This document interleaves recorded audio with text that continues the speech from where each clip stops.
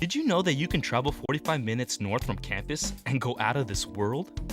In the hills of Los Angeles, in the heart of Griffith Park atop Mount Hollywood, sits the Griffith Observatory, one of astronomy's national leaders, as well as a beloved civic gathering place and one of Southern California's most popular attractions. Because of its unique architecture and setting, Griffith Observatory has become one of the most famous and visited landmarks in Southern California. Throughout the years, over 70 million visitors have come to walk inside of the building, view the live planetarium shows, or simply gaze out towards the coast and the heavens. And it's no coincidence that the observatory, located in the kingdom of film, is also famous to cult film fans, because it was a site in the James Dean movie, Rebel Without a Cause.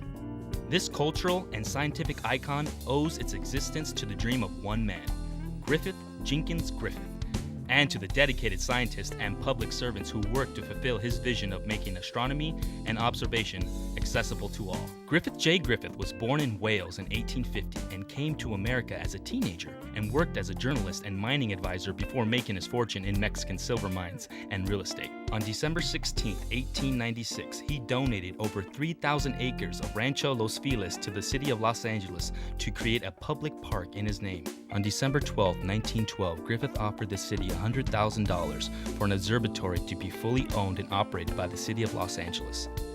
Groundbreaking for the Griffith Observatory occurred on June 20, 1933, with the dedication and formal opening on May 14, 1935. The observatory has been managed since 1974 by Dr. E.C. Krupp, who within a few years of his appointment as director began to develop a long-term strategy for the renovation and renewal of the facility. What we wanted to do was improve the quality of the experience for the visitors that come there. Eventually, everybody gets to Griffith Observatory, and you want to make sure that when they get there, it's a satisfying and complete experience. That meant, in fact, improving the building, restoring it to its 1935 grandeur, expanding its technological horizons, and adding an enormous amount of square footage of public space so that people not only could spread out more, but they would have the kinds of features that would allow them both to explore astronomy and, frankly, just to relax a few moments on that splendid piece of Los Angeles real estate,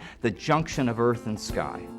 The copper domes of the observatory were cleaned back to a penny finish in 1984, a year before the building celebrated its 50th anniversary, and in 1990, a consulting firm hired by the city completed a master plan for the renovation and expansion of Griffith Observatory. The Griffith Observatory has always been a world-class facility.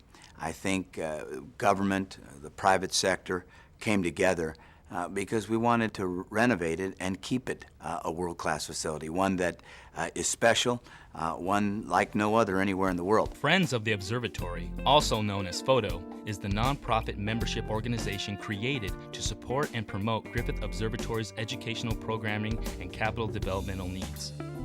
PHOTO is committed to helping Griffith Observatory remain a vital community and international centerpiece of learning, discovery, and inspiration, bringing astronomy to life for millions of visitors each year. They provided funds for purchase of equipment, artifacts, materials, and services not covered by the annual city operating fund. Griffith Observatory is this remarkable civic, cultural, and architectural icon in the city of Los Angeles. Now, City Hall is a remarkable building and very distinctive, but everybody has a story to tell about something that they did at Griffith Observatory. And the City Hall doesn't have the same warmth, the same charm. People don't tell me stories about City Hall. But they got engaged up there, they had their first kiss up there, they came up with their grandparents, they take their grandchildren, they came up with the 5th grade class, they first saw the moon, the planets, all of that sort of thing. Everyone has a wonderful story. So it's pervasive and it's wonderful, and it's the most beloved building I've ever heard about. Preparing for its first major capital improvement since it opened in 1935, after nearly 67 years of heavy public use, Griffith Observatory closed its doors in 2002 for its first comprehensive renovation and expansion. The total estimated cost for the renovation and expansion project was $93 million. This ambitious project renewed the observatory's world-class standing and restored and enhanced the observatory's ability to pursue its public astronomy mission, all driven by a commitment to excellence and enabled by a successful public-private partnership. The November 3, 2006 reopening of the observatory was proudly received by the city. The successful project over the last 4 years has added 40,000 square feet to the original structure that includes the Richard and Lois Gunther Depths of Space, a large multi-level exhibit gallery, and the Leonard Nimoy Event Horizon, a 200-seat presentation theater. There will be events of all kinds. There will be lectures, there will be discussion groups, there will be film, there will be video. There'll be live feed from NASA and JPL of events taking place as they happen in real time. The City of Los Angeles has authorized the hiring of a curator for the Leonard Nimoy Event Horizon Theater, which means that that person will be assigned to the task of creating whatever those events are going to be and programming them into that theater. I'm very excited about sitting there myself. When I go to a place like the Griffith Observatory, I realize in a rush that we are part of a gigantic cosmos, gigantic, and the magic of it, and the endlessness of it, and the vastness of it, and the possibilities of it are so extraordinary that and to feel connected to all of that is something that's a precious gift to come by, and I get that gift when I go to the Griffith Observatory and have that experience.